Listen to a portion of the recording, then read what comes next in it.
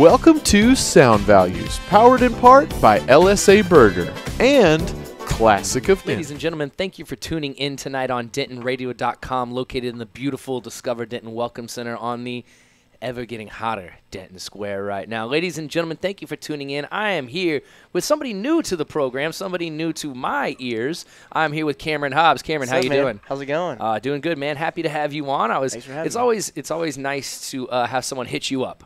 You know, be like, hey man, can I come on? You know, saves me from doing some of my work. Yeah, you know, searching out. But anything I can do. That's actually how a lot of my favorite people who've been on the show, like Ariel and the Culture. I'd never heard of those guys, and they came on the show and were awesome.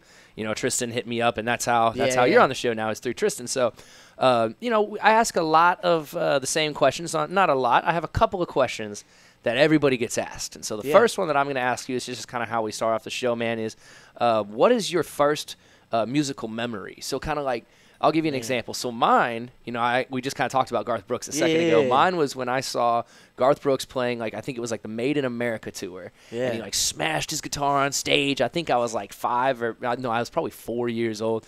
And I was just like, whoa. And that sticks out in my mind. It's the first time as being very little that I saw music and was like, okay, there's something to this.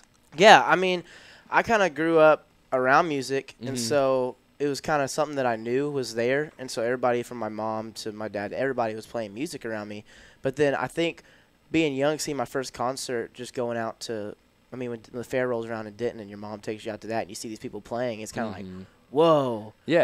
People are actually doing that. Like, this is a cool deal. And I remember my first ever, like, concert. I was in 3rd grade. It was a Toby Keith concert in Louisiana, out of all the places.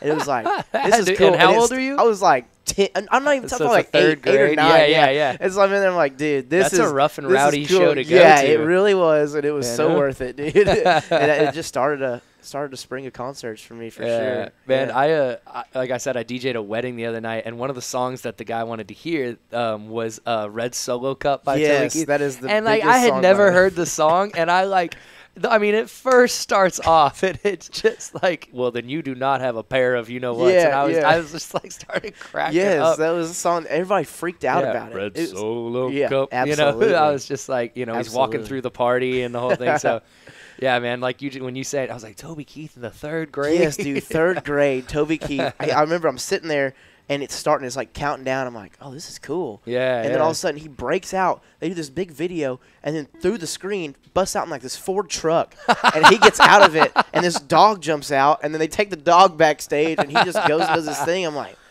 good Lord. Like, So what did I just witness? Yeah, one day I want to drive a Ford truck through a stage. Through a $10,000 screen and just be like, I'm Toby Keith. This is what I'm Cameron Hobbs, man. This is what I do. Absolutely. Right? I think that's what I want to do with my life right there. So, man, you know, you kind of like, so you grew up in Denton. Yeah, I grew up. Oh, there it is. Hey. I fill you up. That's a good one. Let's have a party. If you haven't seen the video to that, you got to watch the music video. Yeah, if you haven't watched the music video, check it out. Yeah, I wondered where that was coming from. I was like, oh, like I said, the new technology's coming. It almost scared me, man. So yeah, you grew up around, or did you grow up in Denton? I was born and raised in Denton. Yeah. Okay, so very cool. I've been here, and. And how old are you right now? 21. Okay, 21. Okay, because I was, I have some friends, but they're a bit older than you. So. No, yeah, I'm here, and my mom's been a realtor here for like 20 years. And nice, man. I grew up kind of learning the town and figuring it out. And yeah, dude. I really, if there's any place I don't know in this town, it'd be kind of surprising because you grow up at like little, just riding around, seeing everything. And so. Yeah, I mean, I grew up about 45 minutes away from here, kind of just down in the suburbs, and like driving to Denton back then, you know, when I first got my license at 16 was like driving to who knows where. Like I remember we drove up here to go see a guy called Astronautilus at Haley's. And we were when Haley's was around still. And we were, you know, being from the suburbs, we were used to going to Dallas or Fort Worth to go see shows. And so we were used to like big signs like the Granada. And we were like, where is this place, man? We probably drove back and forth for 20 minutes trying to find this little spot. And finally, we just got out of the car and walked around. And we went to J&J's and asked these people, where is this Haley's? And they're like, oh, you got to go here. And so, that's just, and it's grown up so much. Just like watching it. I remember being, even like 10 years ago. Yeah. 11 at that point, and it was like, what is on the square, you know? Like, there's nothing. And now the music scene is just ridiculous, and just all the venues are adding. Which is always so funny to me, because you have some people now who are like, the music scene is dying. And then I'm like, well, I haven't felt that since I moved here. There's a dude out playing on the street right now. Like, come down here, you're going to hear music somewhere. Yeah, you know, that's what I always say. I'm like, dude, my music career only happened because I moved here. Yeah, absolutely. You know? Like, there wasn't a whole lot going on in Irving. No offense to Irving, but, you know, the music scene just wasn't happening. It wasn't popping off 183. Yeah, no, 183. It just wasn't going down.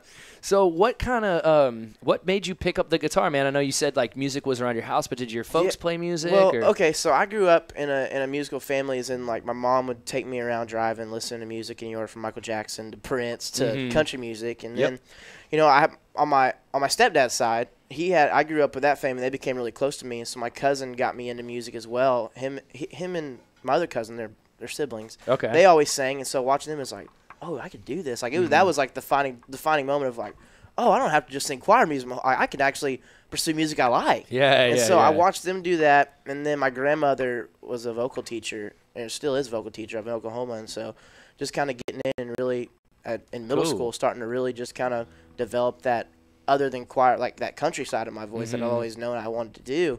So I started doing that, and in high school, I wanted to put a band together because I couldn't play guitar. Like, I didn't know how to play guitar, didn't know what I was doing. And I was like, man, I just want to go play some shows. Like, I want to go do something.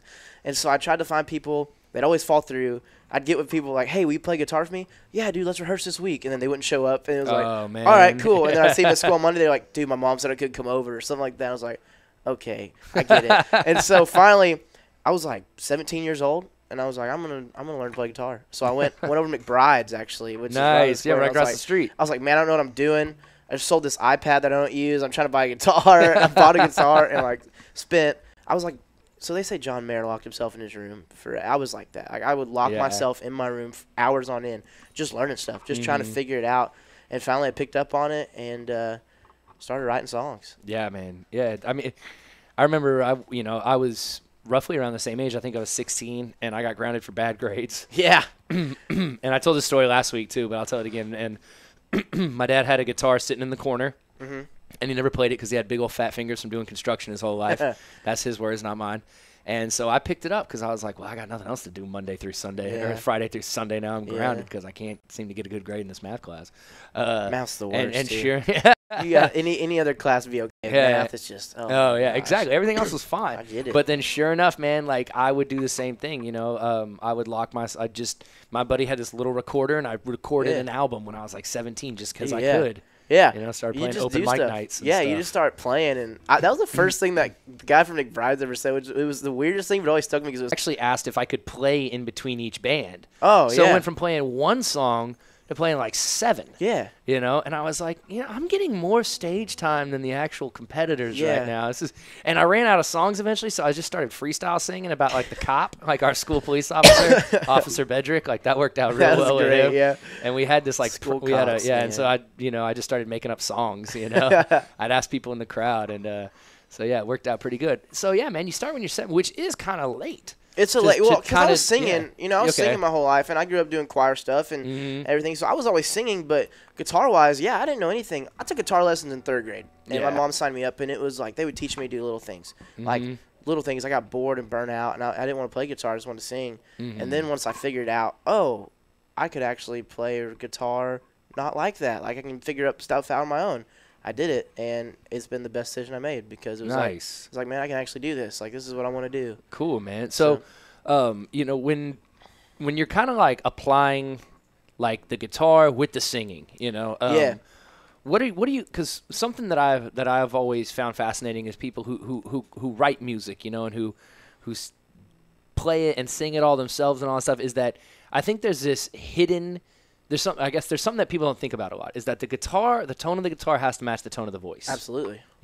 And I think that that's something that a lot of people, when you're trying to learn how to play and sing and do it all together, you have to kind of like there are certain songs that I'll sing to, like just by myself, that I'll sing better. I'll sound better because the sounds from the instruments go better with my voice, the tones. Yeah. No, so that makes sense. How do you kind of like how do you balance that out when you start writing a music and the singing and the guitar and putting it all together? Well, it's funny because I like to write music different. I mean, I have a set way that I do by myself. But then when you go into a writing session with other people, like I was in a writing session earlier with my producer, and so you get in there and you're like, oh, he does this differently, or somebody that I write with somewhere else does it differently this way. And so, you know, I was always taught you're supposed to stay. I mean, I guess this is the way I was trained growing up with a vocal lesson. Yeah. My grandmother was a vocal teacher, Yeah. as well as being in choir, is that you got to match the tone. And so I didn't really think about it. I just kind of knew I got to make sure that my voice is on key with the guitar and go forward from there. And so writing-wise, it was like, okay, I'm going to sit down and I'm going to get something that I want to sing to first. And then after I get that, I'm going to write words to it. And so I did that, and that's just still been the way that I write to this day. Cool.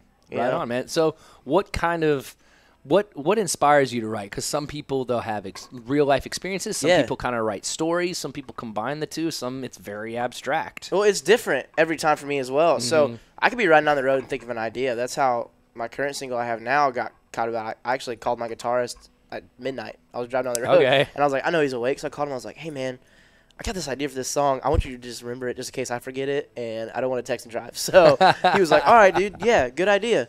And so we did that, and then like some other stuff were personal experiences, and then other stuff is just something that I thought of. You know, it's like, oh, I think I could write about this situation. I've seen somebody else go through it, so maybe I could write about it. You know, and so the first song I ever wrote, me and my buddies, so you go and you sit around a fire with your buddies after high school. Yeah. Man, I want to start writing music, and they knew I sang, and they're like, okay. And so we get in there, and we're sitting around this fire, and they're like, well, we want to help you write your first song. And I'm like, all right, well, okay. Well, let's see if y'all can do it. And sure enough, they did. And we all picked a girl from high school that we should have dated, and we never did because we were dumb idiots. And so we all picked that one girl, and we wrote a song about it, and we called it Best I Never Had. Oh. And to this day, it's still, I play it live, and people still this day, like, it's some of their favorite song. And I'm like, you wrote that when you were what? Yeah, I was like 18. I was like, some of your favorite songs I ever wrote. The first song I ever wrote my whole life. That's like, awesome, though. It's funny, though. It was really kind of, it's like that Just Fine moment of like, okay, yeah, I can do this. You know? Yeah, That's man. cool. Yeah, no, that's a good thing. I mean, there are times like where you can play that old music and all of a sudden it's new again. Yeah, know? no, absolutely. And it feels good. And then you kind of realize, man, that song was a lot better than I possibly realized. But real quick, man. So as you can see, we got some comments right here. So Dwayne Riley says, "Oh yeah, Cam. Oh yeah, Cammy Hobbs. I can't imagine who that could be. Yeah, I don't know either. Yeah, thank you for the commercial, Cameron Hobbs. And then Ricky Don, Julie Hale." Just says awesome with the thumbs up. So, hey, well, thanks for tuning in, y'all. If y'all like what you're seeing right now, make sure that y'all reshare it. I want to go ahead and give a shout-out to our sponsor, LSA Burger Company. Have you ever played over there? I'll be up there on another radio show up there in a few weeks. Nice. But, for the Real Texas Radio? Yeah. And then we're working on getting the band up there. We're going to get in the band up there soon, so it'll be cool. That's what's up, man. So, well, that was a good little plug right there. That worked out nicely. Thank you for that. Thank you. Yeah. Woo. We're good. We're good. No, that was fantastic. That went well, as I'd say. So, all right, man. So, what kind of okay. So we've kind of talked about the writing style and kind of how you come up with your writing and what led you to kind of start playing music. What's one of those things that pushes you to keep doing it, though? Because some people, it's like, oh, God, because you're 16 years old. That's 5 years to be doing something. A lot of people get burnt out in that 5 year period. People will try for 5 years, and they're like, okay, this is enough. Well, honestly, I mean, growing up, my cousin, who's like my best friend and my brother, he had a band that was doing the Texas thing and the Nashville thing, and so I got to grow up going to shows with them, and I got to like kind of be their unofficial roadie on some shows and carry their stuff around, and so I would be there and I'd just kind of be so exposed to everything firsthand, and it's like, I want to do this. So that was kind of my motivation, and seeing them do it, it was like, man, I could do this, and so I got in there, and I mean, just it never left, and then now coming to the day, seeing it, I think going to shows and seeing people there that like are there for you. Yeah, it's like they're there for me. Like, gee, it's like seeing that and people singing the words, people that sing to your song or anything like that. It's like, all right, that's pretty cool. Yeah, people definitely. see it. So it works really well. I mean, it's just a good motivation, and having the record done finally, the EP. Seeing people play that too, it's a big justifying factor. It's like, oh, people actually like this. It's man, that's okay. Great. That's cool. That's great. I think that as somebody like I used to write songs and play guitar and do a lot of that stuff. And I think that when you write your own lyrics, you kind of have this vision in your head, like I did at the age of 16, of being able to just play. But then you're like on stage, you turn the mic towards the whole crowd, and you just step back, and everyone's singing your words. Yeah, and I've got to do that one time so far, and it's like it was cool. It's a powerful moment. Absolutely, because you don't think that's. So we got to headline Gas Monkey for the first time in January for our way too early CD release party because it wasn't ready yet. But anyway, that's neither here nor there. So we got to do that.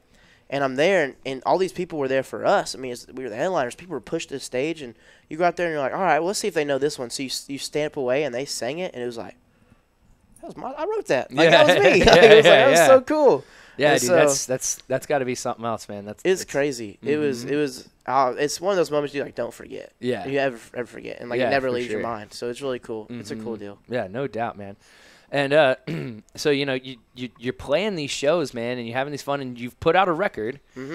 So what is that record called? It's a self-titled EP called Cameron Hobbs. All right. Once again, I'm playing stupid. I did listen. I listened to the record. I know you did. I got you, and I appreciate that. It's a self-titled EP, and it's really just kind of a ballad of so far being in music. There's different things you go through, whether it's through girls or anything like that, and meeting people and not meeting people and just moving on, and so it was really cool to be a part of. I got to write. I mean, I wrote every song on there. I either wrote it or co-wrote it, and so it was really cool to be a part of not only doing that, but being in the studio and being a part of the production process and actually having an input on everything. It's like, whoa, this is really cool. This is what I want to do, and so I don't know, for being my first official record, it's like, or EP, it's like. It's fun. Yeah. It's a fun and job. You're a young cat, man. I mean, like 21 years old is pretty quickly to start. Some people might say, "Oh no," but I think it is. No, absolutely. I get that a lot too. Putting out EPs and putting records and playing shows. So if you were gonna kind of, and you're kind of saying, "Oh, well, I had my cousin was doing this," and so you had a lot of exposure to the possibilities.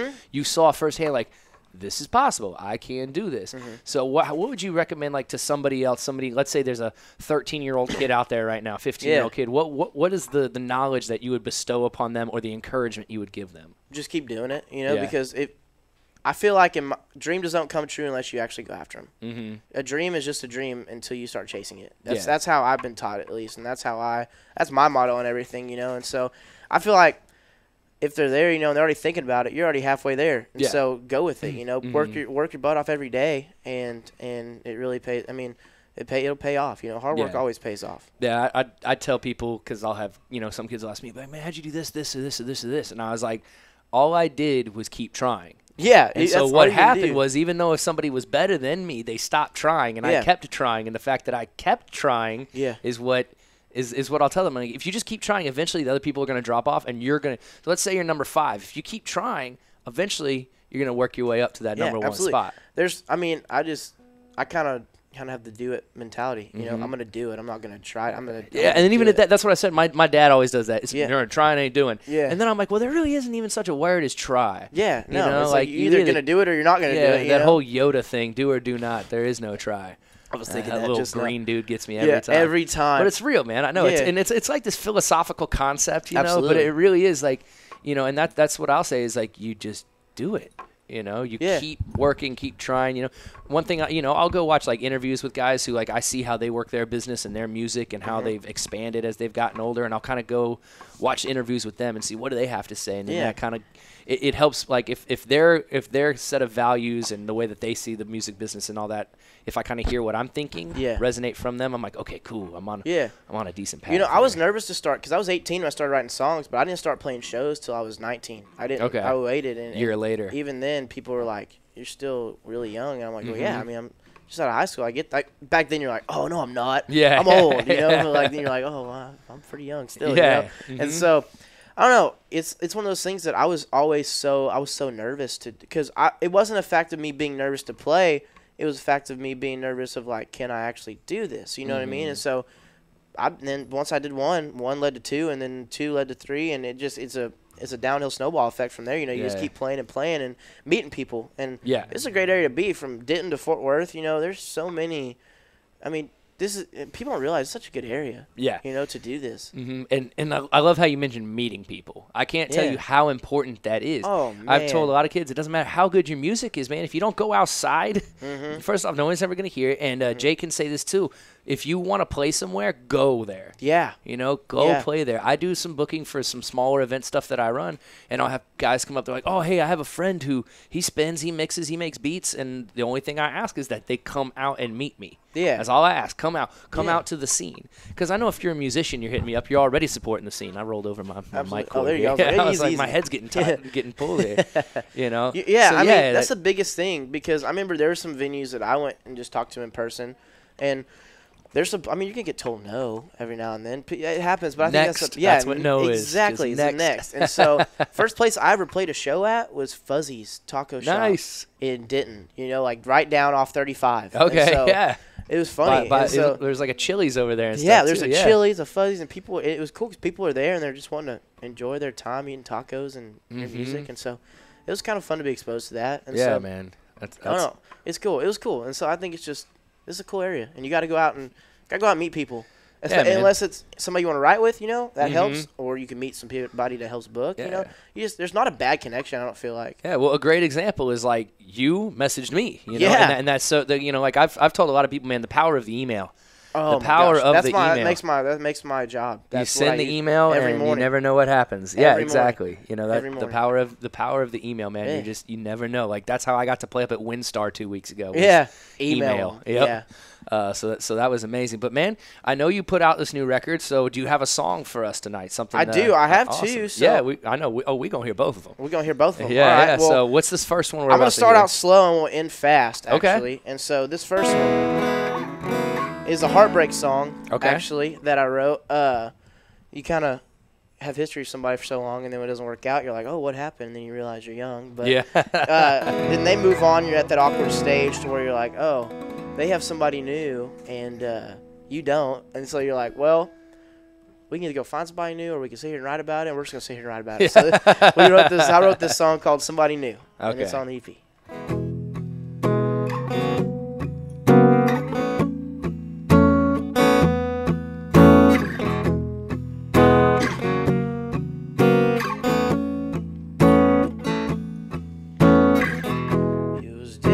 I saw you today.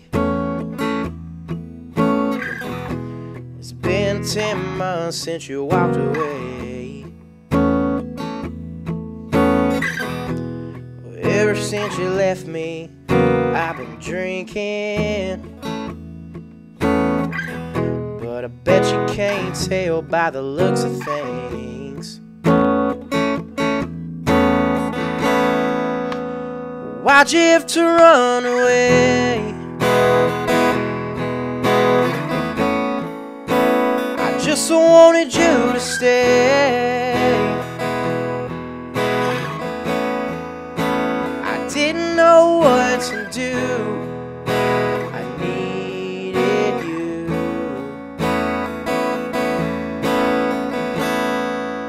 But you found somebody new.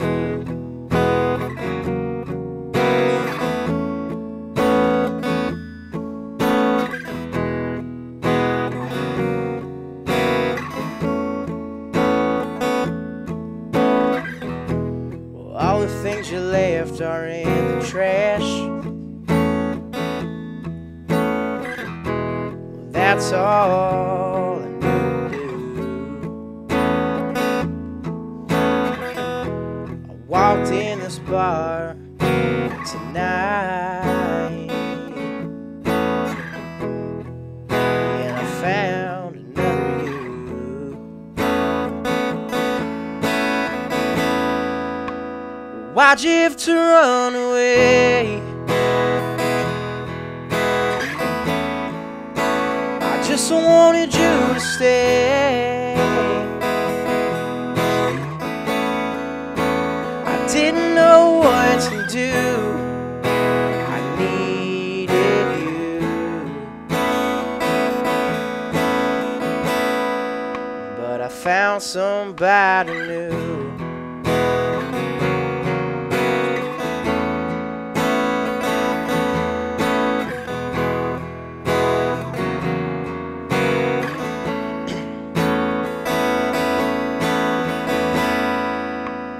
Why'd you have to run away?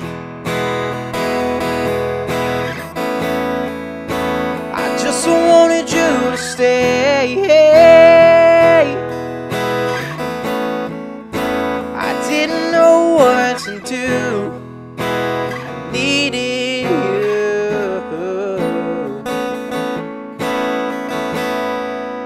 but you found somebody new. I said you found somebody new. Oh, you know I found somebody too. And she looks a lot like you. She looks a lot like you. Ladies and gentlemen, Mr. Cameron Hobbs. Thank you. Right on, man. All right, Yeah. so real quick, we had a few more people chime in. Lee Kish Humphrey says, "Hey, Cameron, good job." Appreciate and I it. think your grandmother, Oh, that Jody looks Tredennick about Hobbs. like my grandmother right there. way to go, grandson. Wow, So that's awesome, appreciate man. it. Well, hey, thank y'all tuning in right now. I always love to see when the family and the fans are tuning Yeah, I in. love it. So obviously, I mean, it's not too much hidden in that song. We No, it's pretty straightforward, straightforward, you know, man. So one thing that here's one thing I'm just gonna say. So a lot of the time, country guys, they want to come off as big, rough, and tumbling and hardcore, Absolutely. and then you get some soft felt lyrics like man. that. You can't be hardcore all the time. You know? you Yeah, can't yeah. be mean all the time. Yeah, no, yeah. you gotta hit him where it hurts. You know, Yeah. I'm a firm believer of that. So that's what I try to do. I'll tell you what, man. I can tell. I mean, the voice is there, you know, Thanks, man. like the fluctuations and then the smoothness, you know, when you said, you know, you found somebody new, that's really smooth, man. Thanks, man. The voice, so I mean, I can tell that there's been some lessons in those times, dude. Oh so, yeah, man. I learned a great lot. job, man. Just playing, you learn a lot too, man. You know, just playing. That's what I was saying is, you know, you play long enough and you got to go back. Now, when you first started, did you ever hear your own voice and hate it? Oh, absolutely. Okay. I remember having my first recording ever of myself. I was like, that was me singing. Like, that was bad.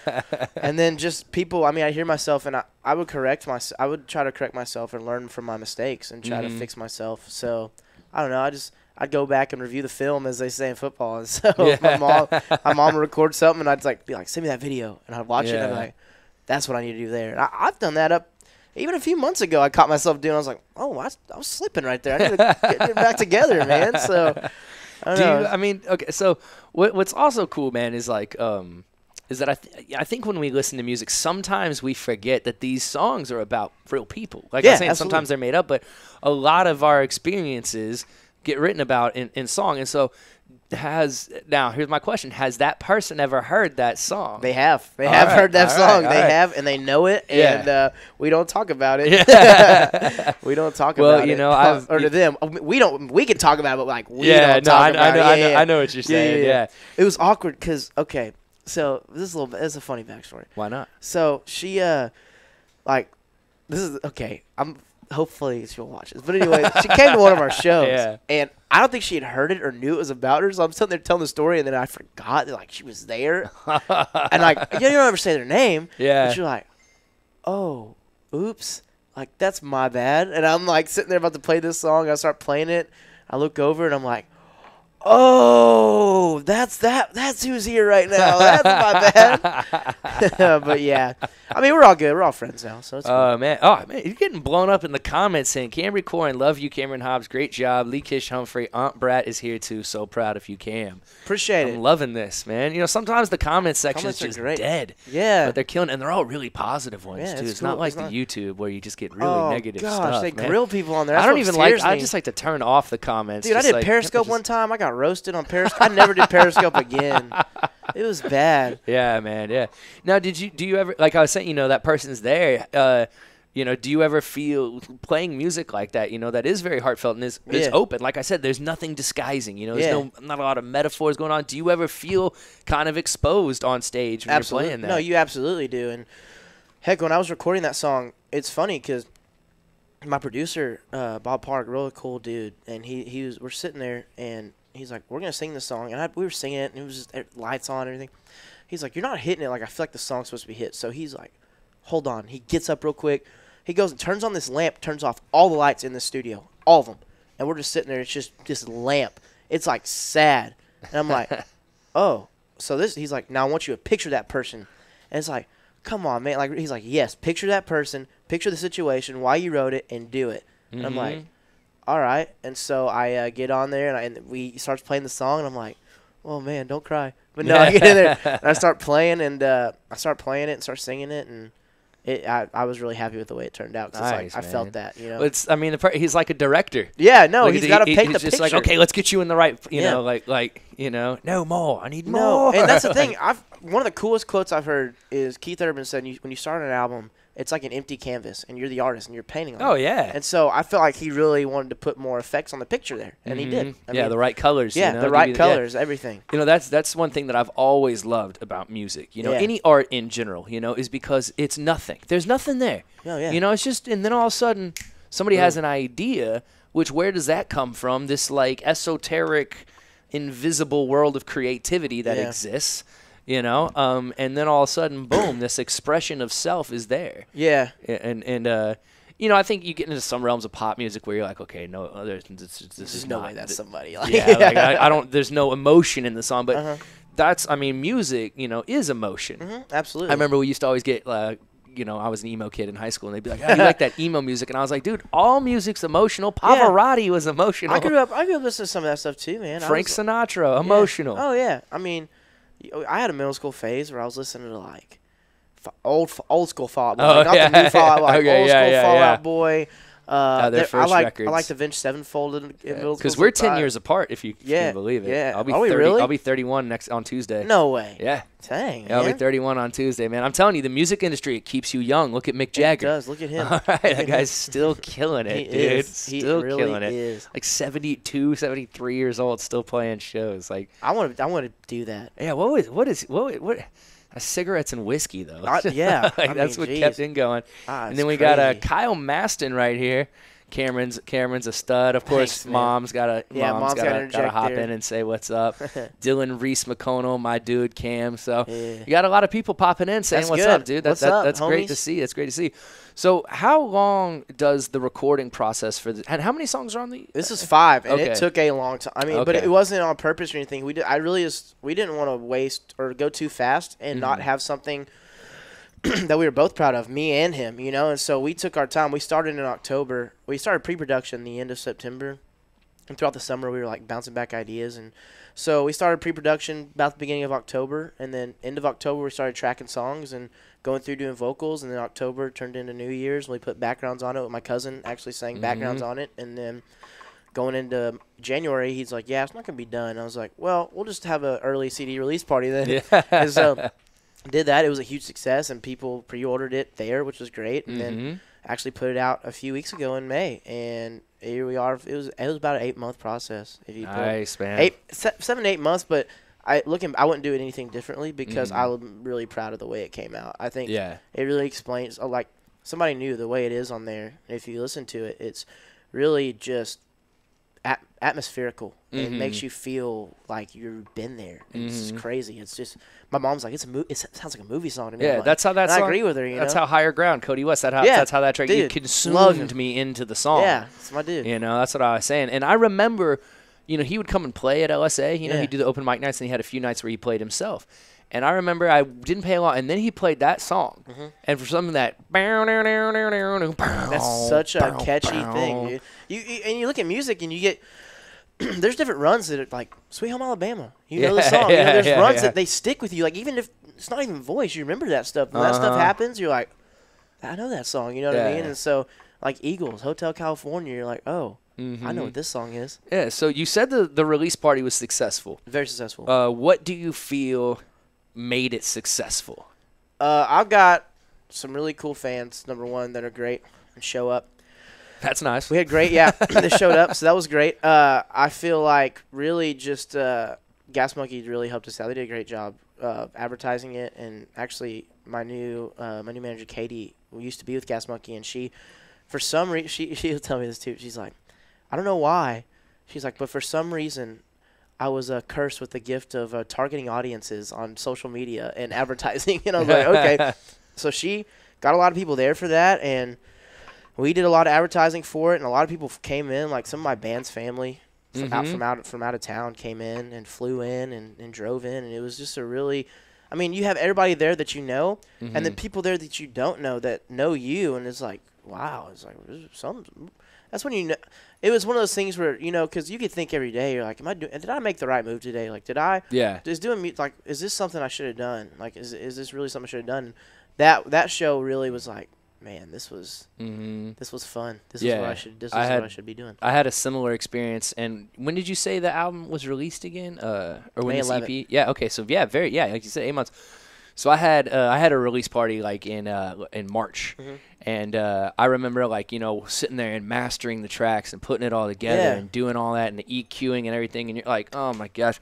And then the I got lucky. My producer did that, but I get it. And then the night of the show, and you're sitting there, and you're like, okay, first act's going on at 9, and it's like 8 o'clock, and you're like, oh man, there's not a lot of people here. Then 8:45 rolls around, and there's more. Okay, more people are here. First act goes on. There's even more people here. Yeah. Next thing you know, the band before you as the opener is on, and you're like, okay. And like I felt the same way you did, man. Was that I was like I had been questioning whether I should keep doing this, and after that show, it was a resounding yes. Well, we had 2 openers. So first band went on, and doors open. There's people. There's like, okay, this is cool. Please, it's not an epic failure. We're good. We're here. And then first band's almost done, and he's like, there's people. I'm like, this is crazy. And then second band went on, and I'd seen people coming in, and I was like, this is great. This is a good time. And so I went back to where the guys were, and we started getting ready and prepping ourselves because he was almost done. We go back out there to go before we go on stage. I didn't go look. Like, I just was backstage. I go to walk on stage, and I turn out there, and my band's like, hey, camera, come back here real quick. So I get a little peek around the corner, and I go, I'm like having one of those schoolgirl moments, dude. I'm like, oh my gosh. And so, this is not good. It's really good. It's not good. Yeah. Anyway, I was like, oh, okay. And so I go back to my guys. I'm like, all right, so y'all are about to walk on stage, and just enjoy the moment. I was like, just really like take this moment in. So they go on there, and I don't think I've ever been more pumped, full of adrenaline that show, because, you know, they're feeding off you and they're loving what you're doing, and people are packed up to the stage. And I remember walking off stage after going through that, and I just like screamed. Yeah, but it was all adrenaline. Yeah. Oh yeah, I was like, let's go. And dude. Dylan, my guitarist, was like, man, he was like, that was so cool. Yeah, it's a wild feeling, man. Yeah. Like the most people who I was ever lucky to get in front of was 900. Dude, that's awesome. 900 people. And I remember just like going out there and grabbing the mic and getting ready to do my thing, and all of a sudden these people had no idea, and they stood up and they were, and I was like, you know, when I got off that stage and I walked to the back, I was like, oh my God. Dude, yeah, being the new guy, we do a lot of openings, and so first show like that was a little over a year ago at Rockin' Rodeo. Nice, man. Rockin' Rodeo, and we were with Sam Riggs. That's who it was. We were Sam Riggs. And it was like my first show with a full band show that I knew was going to be a fun one. So we walk on stage. These people are just people. And I'm like, oh, this is great. This is fun. And then second time this ever happened was I got to play with Jared Neiman last summer. And so we were hanging out, and we were just playing backstage, hanging out, waiting to go on. And we didn't know who was all there. And so we go in, and we walk on stage, and people – it's different. Texas scene and Nashville scene are different, but the same in a way. So, like, music-wise, it's different. And so, like, we kind of draw the fine line between it. But, or at least in my eyes, that's what I try to do. And so, like, Nashville people, they're more perceptive to push up to the stage first. Texas country, you got to kind of wean them out there, like, really kind of, like, being the opener, especially. Yeah. Well, they're there for you. Being with Jared Neiman, they were there. Like, we walked out, and they're, like, freaking out. And I'm like, how y'all doing? I'm like going out there. And so I had a wireless mic, and I'm walking around interacting with the crowd, and I didn't really know what to do. I was kind of new at it. And so I'm like, I was new with the wireless mic, and I'm just going out, and these people reach up their hands. So you go down to feel their hands, and I'd never done that before. And so I'm going down to hit these people's hand. They start grabbing me. I thought they were just going to like give me a high five. They start grabbing me. I'm like, oh, okay. And like I think I might have said okay and Mike like in the middle of the song, and it was funny, but yeah, it was a good time. Well, okay, man. I don't know, but Tess Maston said, "Hey, are you single, Cameron Hobbs?" And then of course Cammy says they were inquired. Oh yeah, talking about Cody. Yeah, we had a good time. Those were the days, glory days, right there. Yeah, in high school. man. Yeah, you know, I remember I used to try to sing. And I just wasn't ever very good at it. You know, Yeah. it just wasn't something like for some. It just didn't. Like I said, there were certain tones that I could do well. Yeah. But I wasn't good. And I was even in choir for a while, and they were like, "Oh, he's got a great range." And then I don't know, somewhere along the way, puberty killed it. That's what happened to our. our TM. He used to sing like he used to look like Bieber and sing like Bieber, and then it came and he was gone. It was done. Yeah, man. He went from way up here to like, hey, and he like can't. He doesn't do it now. Way down there. He doesn't do it now. Yeah. That's what's up. So man, now let's get to that next song. Let's dude. do it. I want to hear. So what's this next one called? This one is called "Burning for You." It's actually my current single. All right. That we've actually released a few weeks ago. All right. Now, can they get this on? Because you were like, You can get it everywhere. Yeah. Everywhere. Everywhere. Okay, Everywhere cool. digitally. Everywhere digitally. So like, anywhere you like. Yep. Let us. And if it's not on there, message me and there's something wrong. Yeah, So we'll find it. I need to know. But yeah, this song, actually, going in the studio, I planned to put another song on there. And on a Thursday night, I wrote this song with some people in my band. And Friday, I was going in the studio, and I went in there. I was like, "We're doing this one. Like, this is happening." And my producer was like, "Yes, we are doing that one." And so this song's basically just about meeting a girl, and you're kind of just falling in love, and it's called "Burning for You." And All right. So, without any further ado, let's do it. Mm-hmm.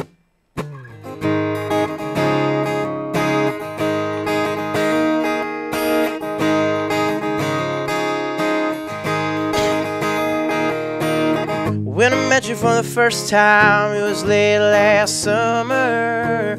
Locked eyes from across the room, couldn't find another. Sun-kissed skin, your long blonde hair. First time feeling that can't compare.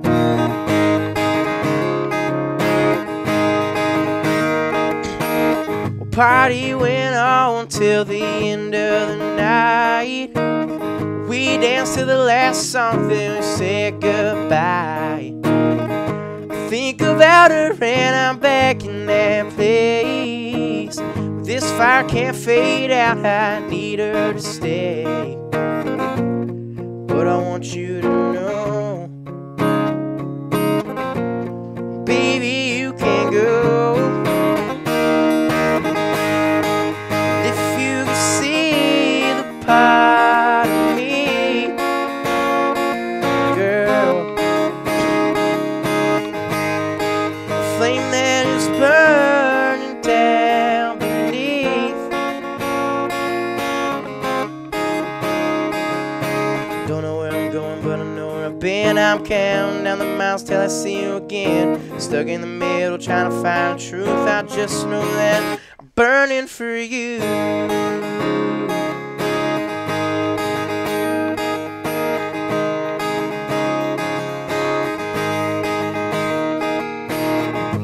Another night, another town. Another night, I won't be around. I really miss your smile and the way that you move, the way you look at me and the things that you do. But baby, you should know, well, I won't go.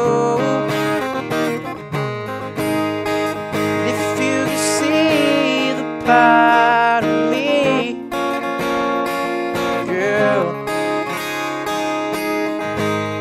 the flame that is burning down beneath. Don't know where I'm going, but I know where I've been. I'm counting down the miles till I see you again. Stuck in the middle, trying to find the truth. I just know that I'm burning for you. One day we'll leave this town, or else this love will burn it to the ground. If you could see the part of me,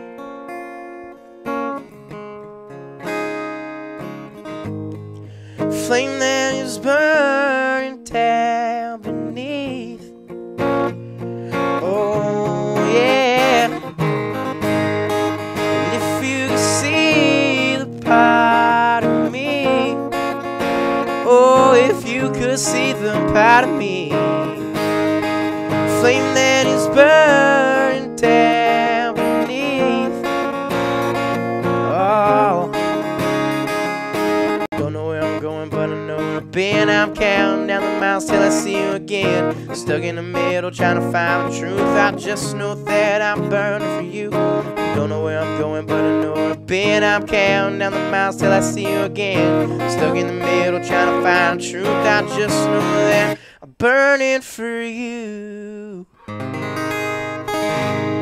Yeah. Nice, man. Nice. Another good one, dude. Now, the one thing that I noticed that's a little bit different than the first track we listened to is that one. There's like it really is structured very well. Like the other one's structured good too, but there's a lot of like, you know, you've got your chorus, your bridge, and then leading up to it, and then the pre-chorus, and then where you kind of dropped it off, and you did a little plucking, and so that was like I could hear that with a full band, you know, in my head. Like man, I was even hearing like little little hammer, like the other guitarist is doing. That's what like I could hear it in my head, and I was like, cool, you know, I was going along with it really well, so that was nice, dude. You know, like.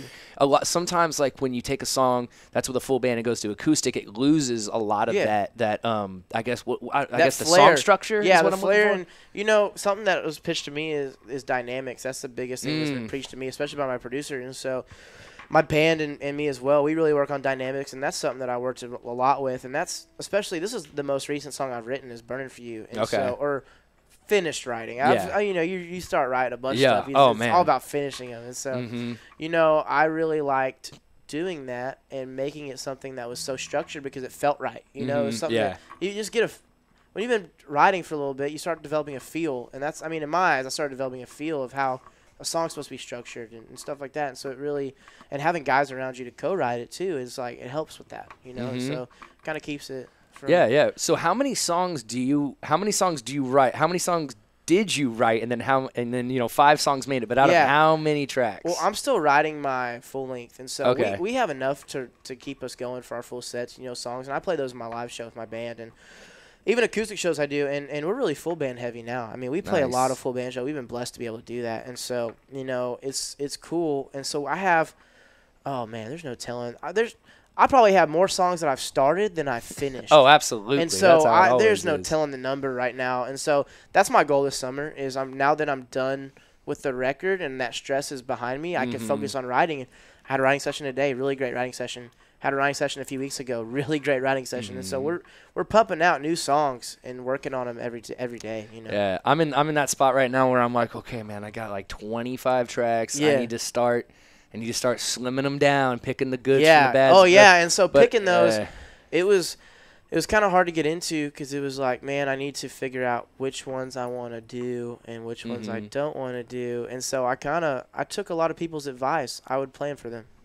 And so that's what I was doing, is just taking people's advice. Yeah, for sure, man. It's like, you know, like I said, you know, I would sit there and just, you know, I'm like, I don't want to do this whole mastering process, but it's one of the. And once I start doing it, I actually really like it because I hear what an unmixed song sounds like at the end, and so I'm really really happy with it, man.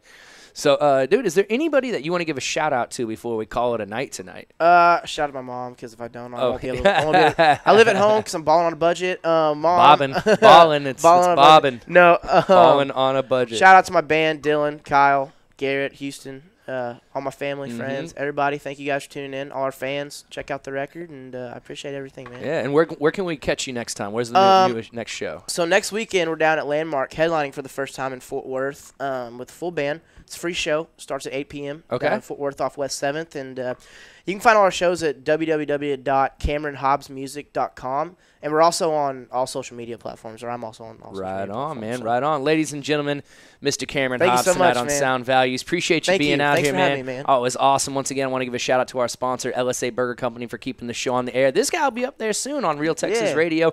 Make sure y'all stick around for Ellie Bell and the Denton Vibe. Next week, guys, I'm not going to be here. I'm turning 31. All right, so I'm gonna go eat steak and have whiskey with my dad. Yes. All right, and then we got Pudge Brewer and then Ariel and the Culture to end the month, y'all. So y'all make sure you tune in for those interviews right here on DentonRadio.com. We will see you in 2 weeks. Peace. Well, thank you for tuning in. We hope you enjoyed the show. Be sure to check out DentonRadio.com for new Denton artists and where they're playing next. While you're surfing the internet, make sure you check out our friends Classic of Denton at ClassicOfDenton.com.